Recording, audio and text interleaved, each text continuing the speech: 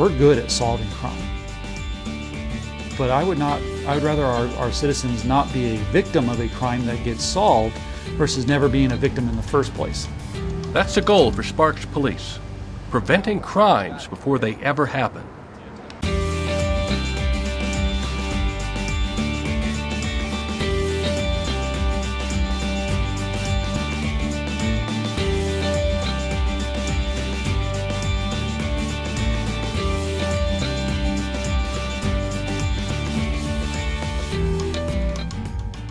Hello and welcome to Spotlight on Sparks. I'm your host, Adam Mayberry. The same rapid changes in technology that affect you and me are changing the way that police protect lives and property. In the next half hour, we'll take you behind the scenes of the Sparks Police Department to see what's new and how it's impacting your safety. Excited, scared, working through the whole process, but most of all, ready to serve and continue to serve, the citizens of Sparks. This is a great opportunity, and I look forward to advancing the police department within the city that I've lived in and been a part of my whole life. We have an attitude of if you've already invested in this community, you're going to continue to invest in this community. And back in 1991, when I started, the people that were in power at that time took a chance on a young 21-year-old Sparks kid, and I'm glad and happy that I've been able to prove them right and be able to move through the ranks and now lead this great organization. Well, my parents moved us into this community, my brother and I, in 1976. So I moved over here about a mile down the road from where we sit today in the police department. My parents still live in that same house, and went to Greenbrae Elementary School back when you could walk and ride your bike to school. Went to Catherine Dunn the first year it opened, Dilworth Middle School, Reed High grad, and UNR. And so I've been in this community really for the last 37 years. If you look at the growth, and really, no one in the city could have projected the extreme growth that we had from 1999, 2000 through the 2006 range. But the police department, in a percentage-wise, did not keep up with the population increase and growth.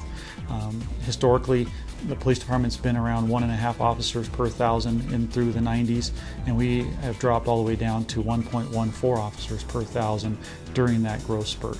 Based on the last several years and a little decline in population in Sparks, we currently sit around 1.2 officers per 1,000 residents as we sit today. So as the growth took place, as we did the great expansion to the east and to the north, we haven't been able to keep up with that growth, with the number of officers proportionate to that population.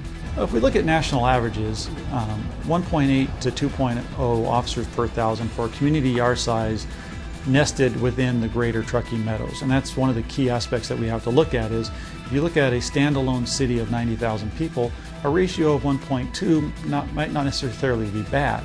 But when you look at that we're in the Truckee Meadows and we are sitting in a valley of approximately 400 to 450,000 with a gaming aspect and a 24-hour lifestyle, that's when those numbers really don't meet the needs that our citizens have.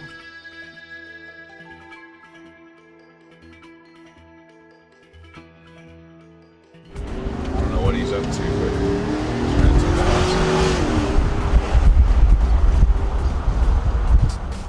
but everything starts out with, before we come to work, I think, having a good home life. When you do come to work,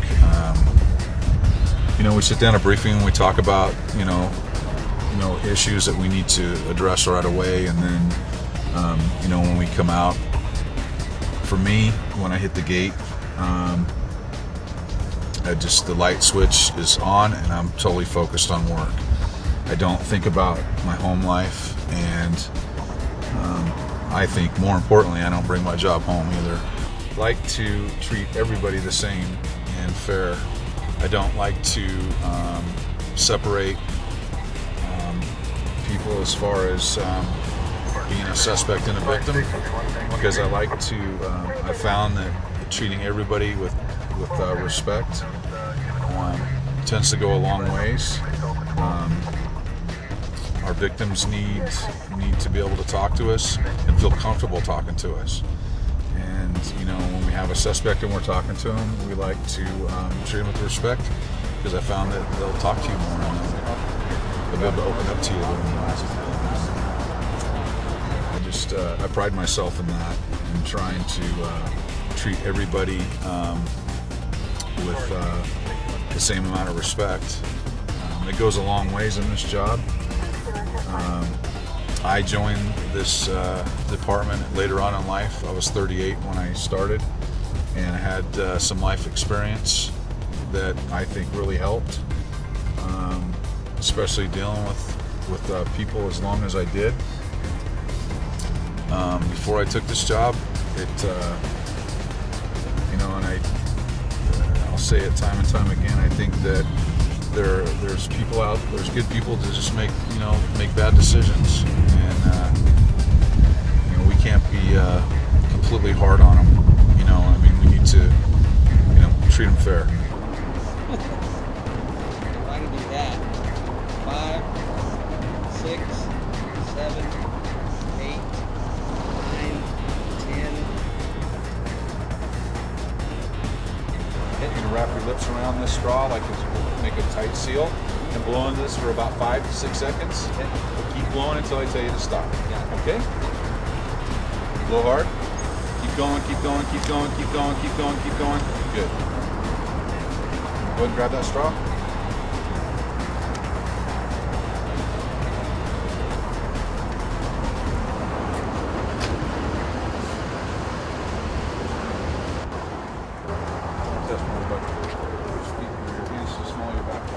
Relax. Spread your feet for me. What did I blow? I'll tell you everything in just a second, okay? It's impossible. Are you serious? Yes. No. Come on, guys, listen. I told you the truth about everything. There's no possible way I can be drunk. There's no possible way, sir. I see that. Hey, stop.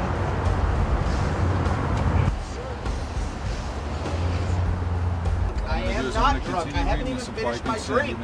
It's a 16-ounce drink, and I haven't even finished it, for God's sakes. I want you to take a breath and relax. I'm not going to relax. I am not drunk. So we have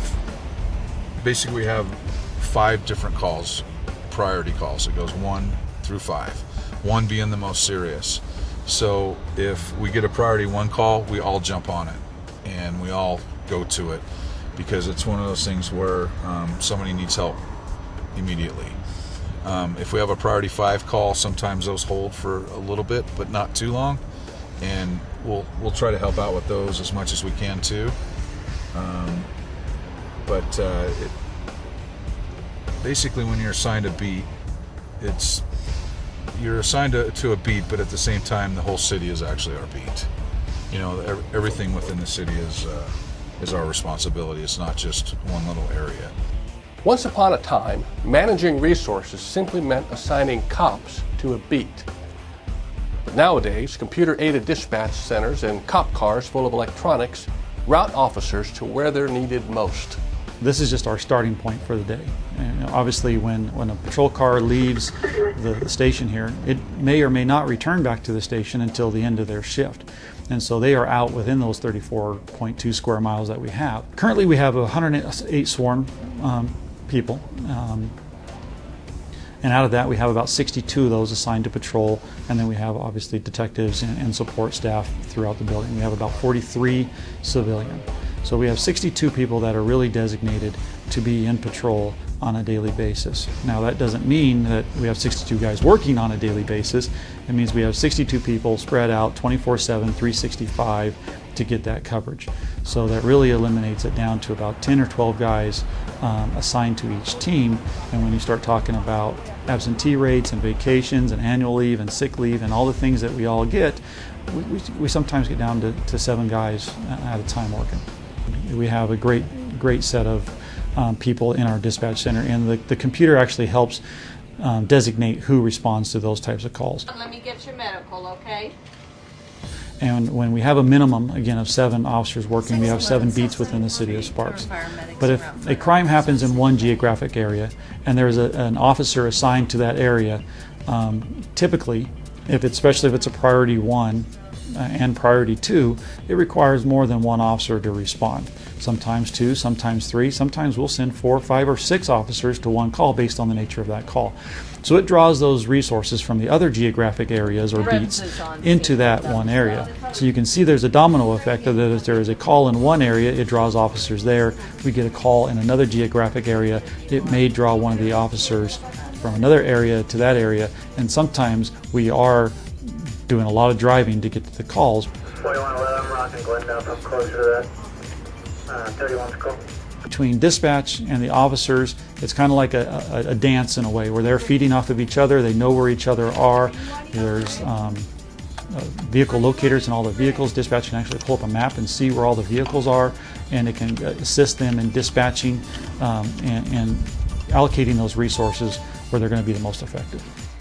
And we do have a call prioritization system, and priority 1 calls are in progress crimes against the person, and those are our main focus. We want to be able to get to a call that is in progress under 7 minutes from the time that the person calls 911 or makes that phone call into the dispatch center to the time an officer is on scene of less than 7 minutes. So we prioritize all of our calls to allow that response time.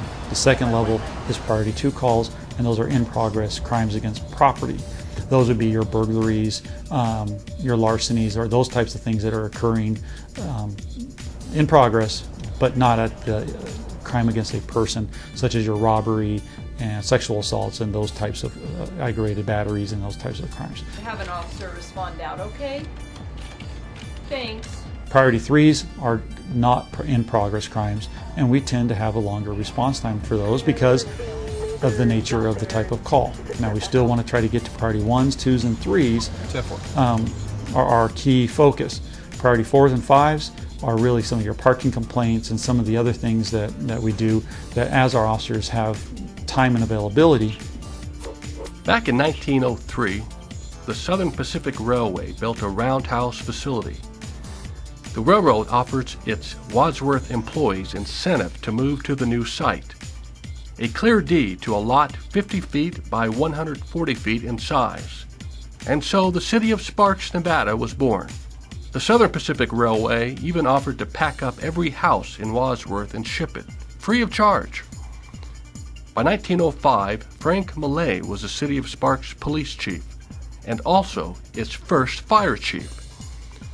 Over the years, as ranches gave way to homes and shopping centers, a variety of police chiefs have served.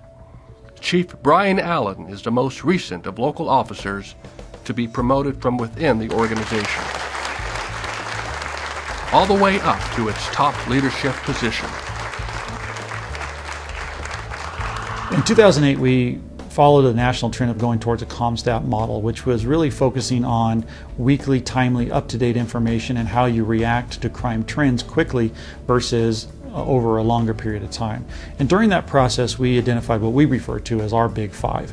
And those Big Five would be all 3 burglaries, so residential burglary, commercial burglary, and vehicle burglary, grand theft auto or GTA, and robbery. So those are the 5 crimes that we automatically and routinely look at least once a week to determine whether those crime trends are going up or crime trends are going down in those 5 crimes. On top of that, we also monitor a next level of aggravated assaults, sexual assaults, to see if there is any type of relationship between those crimes as they are being reported as well.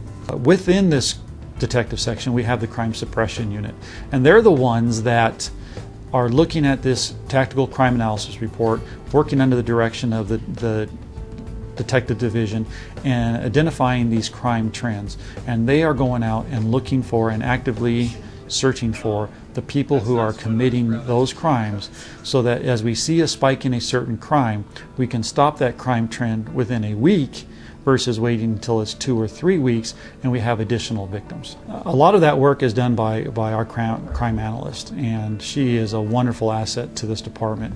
Her along with some help from volunteers, will go through all of those calls every week and sift through all of that data and create what we call a tactical crime analysis report. Every week she prepares this report and presents it so we can monitor and track the different crime trends. So she is sifting through all of those big 5 calls, but on top of that, every suspicious person call, suspicious vehicle call, or any call that she thinks that she can gather information.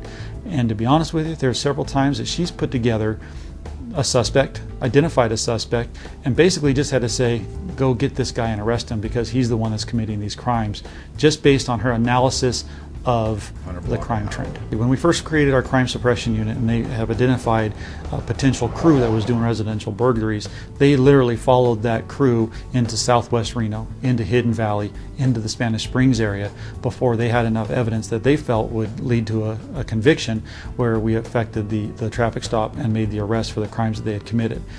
That day they committed no crimes in Sparks, but they were in South Reno and North Spanish Springs, all within a several-hour period. So we have a transient type of criminal within the Reno, Sparks, Northern Nevada area, not in that they're homeless transient, but they have availability of cars and access to travel throughout the community to commit their crimes. So the people who are living in Reno or unincorporated Washoe County are being able to travel into our city and commit those crimes. So as we move through community-based policing, community-oriented policing, and we take that philosophy, maintain our community philosophy, but now add what we've learned through CompStat and crime analysts and move into intelligence and predictive policing, it's going to continue to change the face of law enforcement. It absolutely is 100% proactive in that they are taking reactive information and proactively trying to prevent the further spread of that crime trend. And there have been times that we have seen a upspike in a certain type of crime. They look through that tactical crime analysis report, find the suspicious vehicles, identify a potential suspect, and within a week have that person in custody and under arrest. And what that does is it prevents 2 or 3 other victims, 4 or 5 other victims. And we all know, if you ever had your car broken into or your house broken into, you know that feeling. And if we can prevent that from happening to our residents, that is a higher goal than being able good at solving crime. We pulled key critical resources out of our detective division and our patrol division to make this work, not knowing the results. And now looking back, if you look at our unified crime reporting numbers from 2008 to 2012, there are areas of the Big 5 that we have reduced crime by over 30% over the course of the last 4.5 years. If we can take the things that we've learned through Crime Suppression Unit, create a second one, because they only work 4 days out of the week based on staffing, if we could create another one, what could we really do and affect crime and safety within the city of Sparks? Technology is helping police detectives lower some crime rates by as much as 30%. But the population growth that triggers such challenges continues today. Although things have slowed down, Sparks will continue to grow. Another ribbon cutting means there's more to enjoy at Golden Eagle Park. 2 new Little League fields, complete with lighting and scoreboards, offer kids more space to play baseball. The popular park boasts synthetic turf, oversized and shaded dugouts, heated bathrooms, and a year-round concession stand. The sports complex at Golden Eagle Regional Park opened back in 2008 as the largest public works project in Sparks history. Now it hosts more than 1 million people a year for league and tournament games.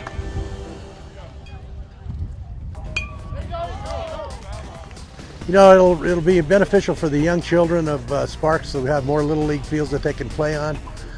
We had a huge shortage a long time ago, and now we've got plenty of fields, but we seem to fill them up. And it's, you know, not only going to be for the children of Sparks, but there's people from all over the county that'll come here and play.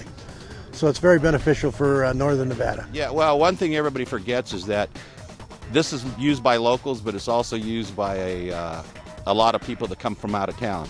I think the mayor mentioned earlier that there's 100 teams coming from New York State. You know, let's just say there's 10 people on each team. That's 1,000 people. They have to stay somewhere.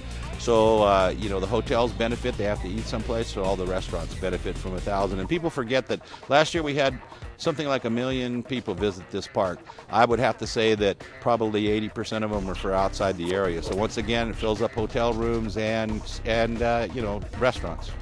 I only live a couple of miles from here, and I actually walk my dogs. And yesterday, my wife took me out for a walk around this park.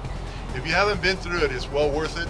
Some beautiful views on the other side of these hills here, and you know, I spent a couple hours with my dogs and my wife walking out here. Love this park. Love the location of it. Love the fact that it's right, pretty much in the heart of the city. Over at Wedekind Park, another ribbon cutting marks the opening of new and improved hiking trails and facilities. At 250 acres, Wedekind Regional Park is one of the last remaining areas of significant open space in the city of Sparks. The mayor and city council were on hand to recognize the improvements such as a new parking lot, 2 new trailheads, a picnic pavilion, new restroom facilities, an outdoor classroom, and also shaded seating at a scenic overlook. In another part of Sparks, dirt turns and cinder blocks rise out of the ground.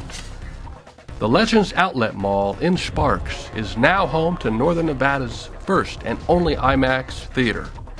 The new state-of-the-art Galaxy Theater complex includes its signature giant IMAX screen, but also 11 additional auditoriums equipped with all digital sound and projection. Mayor Martini says of the new theater, it will continue the city's branding efforts as a place where there is always something happening, fun to do and see in Sparks. Sparks has now grown to 91,000 people and 32 square miles, making it the 5th largest city in Nevada. We asked the police chief, do you have enough resources? Do you have enough police officers? No, and that's where we need to go into the future, and we need to find a designated funding source to provide for public safety and police within our city. The way that the general fund is working, and most cities are like this, that the police department does take up a majority of the budget, but we have to break that cycle. The police department is funded out of the general fund of the city. So property taxes, sales taxes, all of that go into the general fund, and right now the police department is averaging somewhere between 35 and 40% of the general fund expenditures of the city. On top of that, we have applied for and received grant funding, and there's several different areas that we've received grant funding. The 6 officers are funded out of the Department of Justice Community-Oriented Policing Services office in Washington, D.C.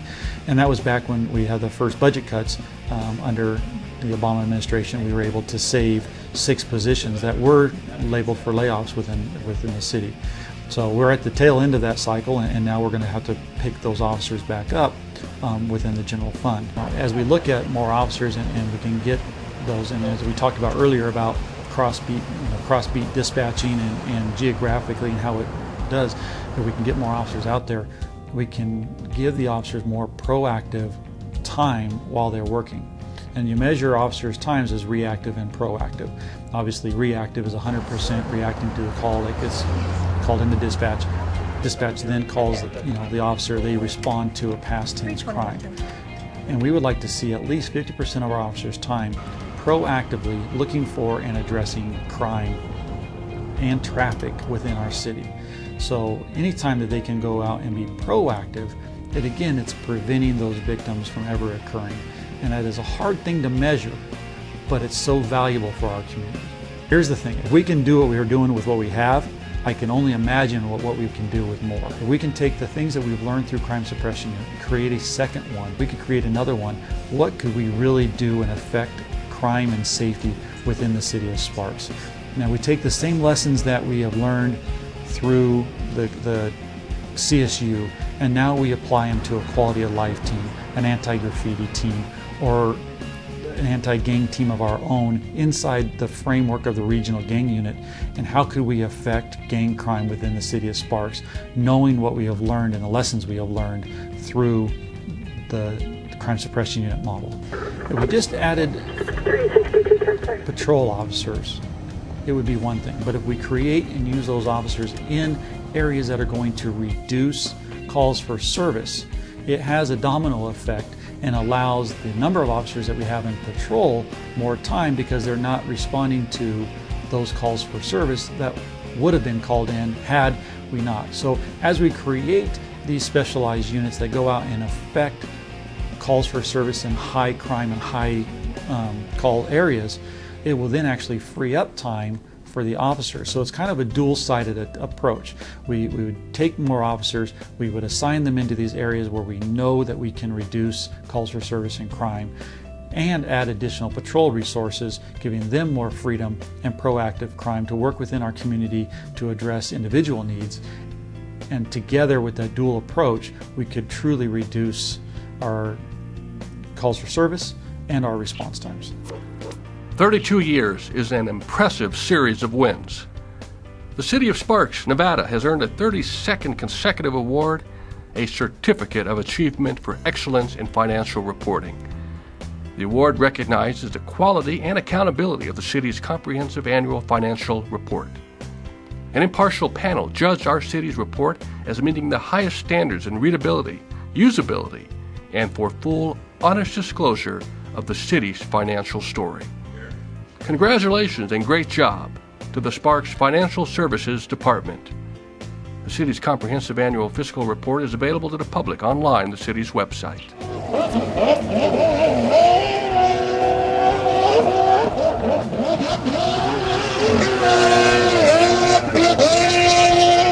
Now, something new is happening here in Sparks.